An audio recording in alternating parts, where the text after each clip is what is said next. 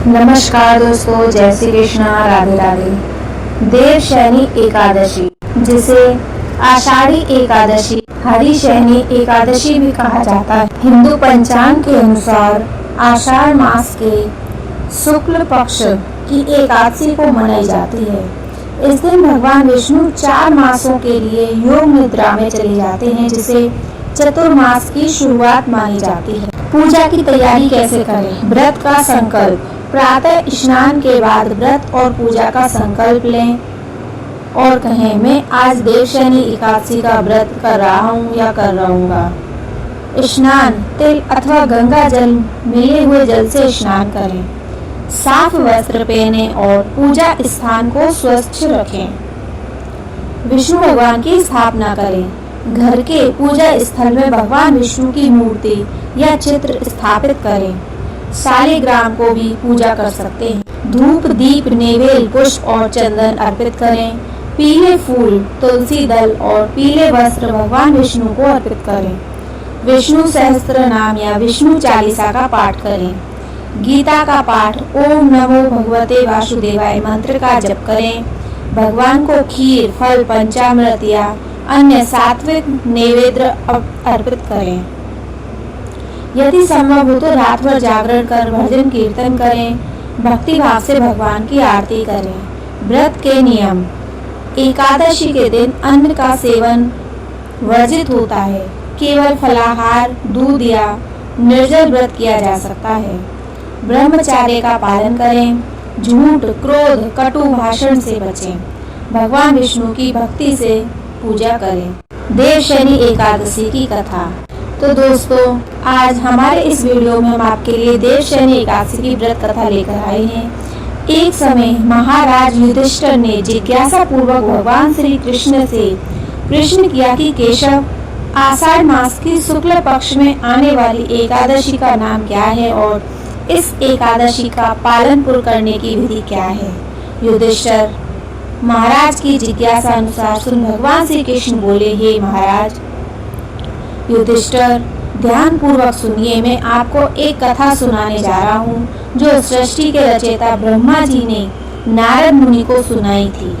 जैसा कि आप जानते हैं कि नारद मुनि सदैव लोग कल्याण हेतु विचरण करते रहते हैं और ऐसे ही एक दिन नारद मुनि विचरण करते हुए ब्रह्मा जी के पास पहुँचे और उनसे पूछने लगे कि हे पिताश्री, आहार मास की शुक्ल पक्ष में कौन सी एकादशी आई है और किस प्रकार यह जीवन का उद्धार कर सकती है? नारद मुनि का प्रश्न सुन ब्रह्मा जी बोले, प्रिय पुत्र, आषाढ़ मास की शुक्ल पक्ष में आने वाली एकादशी को देवशयनी एकादशी या पद्मा एकादशी के नाम से जाना जाता है। इसके विषय में अब मैं तुम्हें एक पौराणिक कथा सुनाता हूँ। ध्यान पूर्वक सुनो। सतयुग में पृथ्वी पर सूर्यवंश के अत्यंत पराक्रमी और धर्मपरायण राजा मानधाता राज्य करते थे। एक समय राजा मानधाता के राज्य में अकाल पड़ा। प्रजा दुखी थी और भूख प्यास से व्याकुल थी। हवन आदि शुभ कार्य भी सभी हो चुके थे। यह देख राजा को बहुत दुख हुआ। इस चिंता में वह वन की ओर चल पड़ा। वन में भटकते भटकते राजा ऋषि अंगिरा के आश्रम में पहुंचते हैं और आश्रम में पहुंचकर वह ऋषि से बोलते कि ऋषि, मैं आपकी शरण में आया हूँ। मेरे राज्य में अकाल पड़ा है। प्रजा कहती है कि राजा के पापों से प्रजा को दुख प्राप्त होता है, परंतु मैंने अपने जीवन में कौन से ऐसे पाप किए हैं?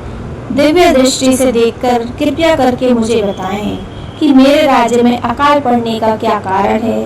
तब अंगिरा ऋषि बोले, राजन, सतयुग में ब्राह्मण का वेद पढ़ना और तपस्या करना धर्म माना जाता है, परंतु आपके राज्य में इन दोनों एक शुद्ध तपस्या कर रहा था। यदि आप उसे मार देते हैं तो आपके राज्य पर आया दोष और संकट दूर हो जाएगा। उस शूद्र को मारने से सब ठीक हो जाएगा। तब राजा ने कहा कि मैं उस शूद्र को नहीं मार सकता। आप इस कष्ट से छुटकारा पाने का कोई और उपाय बताएं, जिसके प्रभाव से चतुर्मास तक आपके राज्य में वर्षा होगी। इस एकादशी का व्रत श्री पीढ़ियों को तत्पर करने वाला है। ऐसा कोई व्रत आप मुझे बताएं। तब ऋषि ने कहा, यह व्रत देवशयनी एकादशी का व्रत है। इसको करने से तुम्हारे सभी पाप दूर हो जाएंगे और तुम्हारे राज्य में अकाल भी खत्म हो जाएगा। यह सुनकर राजा मानधाता उन्हें प्रणाम कर अपने राज्य की ओर लौट गए और अपनी प्रजा के साथ शुक्ल पक्ष में देवशयनी एकादशी का व्रत किया, जिसके फलस्वरूप उनके राज्य में चतुर्मास तक घनघोर वर्षा होती रही। साथ ही साथ राजा और प्रजा के सभी कष्ट दूर हो गए। और कथा का समापन करते हुए ब्रह्मा जी ने नारद मुनि से कहा कि नारद, यह व्रत समस्त जीव आत्माओं को मुक्ति प्रदान करने वाला है। आगे भगवान श्री कृष्ण कहते हैं कि राजन, ये एकादशी इतनी प्रभावशाली है कि जो भी व्यक्ति इसकी कथा का श्रवण या पाठ करता है वह पाप से मुक्त हो जाता है। पुराणों के अनुसार इस एकादशी के दिन भगवान श्री हरि विष्णु अन्य देवताओं के साथ योग निद्रा में चले जाते हैं। इन दिनों शादी भी नहीं होती और शुभ कार्य भी नहीं होते।